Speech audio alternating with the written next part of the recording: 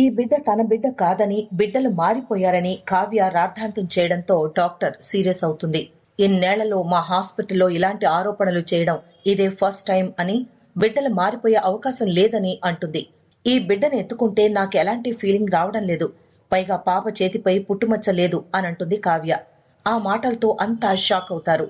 మరోవైపు కావ్యకు బిడ్డల్ని మార్చిన విషయం తెలిసిపోయిందని, వెంటనే ఆస్పత్రి నుంచి డిశ్చార్జ్ అవ్వమని మినిస్టర్ ధర్మేంద్రకు చెబుతుంది రుద్రాణి. దాంతో హాస్పిటల్ నుంచి డిశ్చార్జ్ చేయమని డాక్టర్ చక్రవర్తికి ఆర్డర్స్ వేస్తాడు ధర్మేంద్ర. ఆస్పత్రిలో తన బిడ్డను వెతుకుతూ పిల్లల వార్డులో ప్రతి బిడ్డను ఎత్తుకుంటూ ఉంటుంది కావ్య. దాంతో రాజ్ దుగ్గిరాల ఫ్యామిలీ వచ్చి ఆమెపై సీరియస్ అవుతారు. ఇక్కడే ఉంటే మా ఆస్పత్రి పరువు పోతుంది, మీరు వెంటనే డిశ్చార్జ్ అయి వెళ్ళిపోండి అంటూ రాజుకు చెప్తుంది డాక్టర్. ఇంటి వాతావరణానికి అలవాటు పడితేనే నెమ్మదిగా కావ్య మారుతుందని అంటుంది. ఇదంతా గత ఎపిసోడ్ లో హైలైట్ గా జరిగింది.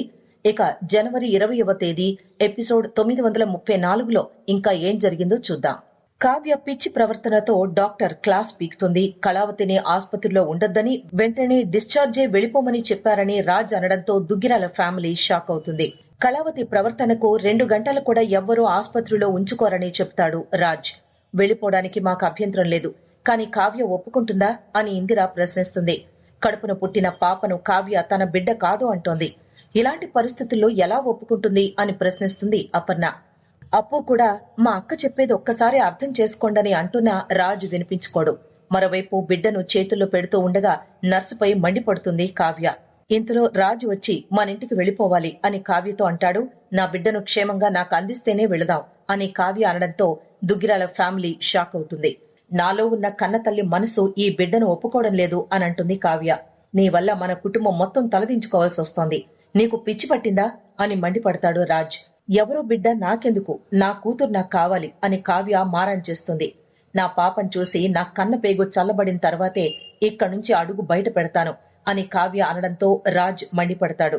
ఇప్పుడు గనక నువ్వు రాకపోతే నేను చచ్చినంత ఒట్టే అని రాజ్ అనడంతో కావ్య ఏం మాట్లాడలేక మౌనంగా ఉండిపోతుంది.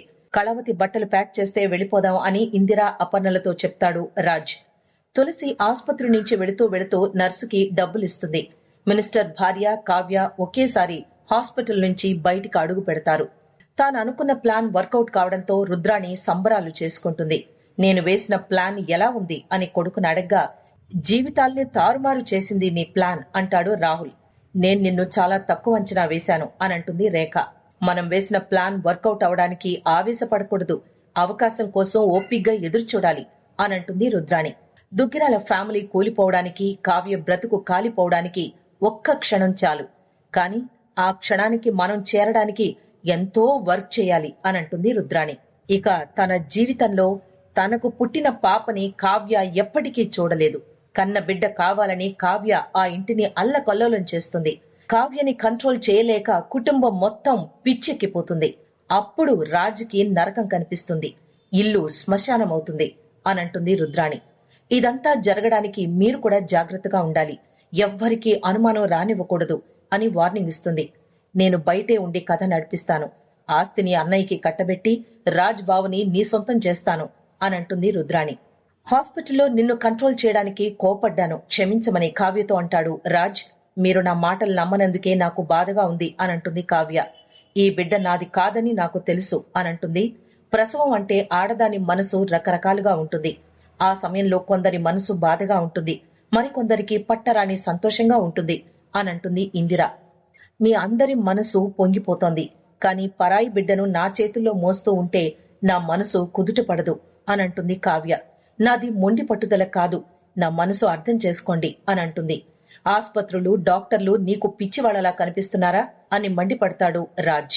బిడ్డను తీసుకొచ్చి అపర్ణ చేతిలో పెట్టేసి, ఈ బిడ్డ నా బిడ్డ కాదు, నా బిడ్డ ఎక్కడుందో నేనే తెలుసుకుని తిరిగి వెనక్కి తెచ్చుకుంటాను అని కావ్య విసురుగా వెళ్లిపోతుంది. దాంతో దుగ్గిరాల ఫ్యామిలీ షాక్ అవుతుంది. కళావతి తొందరపాటుతో ఏదేదో ఆలోచిస్తోంది, మీరేం కంగారు పడద్దు అనంటాడు రాజ్. నిజాన్ని నమ్మించాల్సిన అవసరం లేదు, కావ్యే ఒప్పుకుంటుంది అనంటాడు. కావ్యకు అర్థమయ్యేట్టు నువ్వే చెప్పు అంటూ దుగ్గిరాల ఫ్యామిలీ అంతా అనడంతో రాజ్ సరేనంటాడు. 2 రోజులు విశ్రాంతి తీసుకుంటే అంతా కుదుట పడుతుందని కావ్యతో అంటాడు రాజ్. అందరూ ఆశ్చర్యపోయే ఆలోచనలు నీ మనసులోకి రానివ్వద్దని అంటాడు.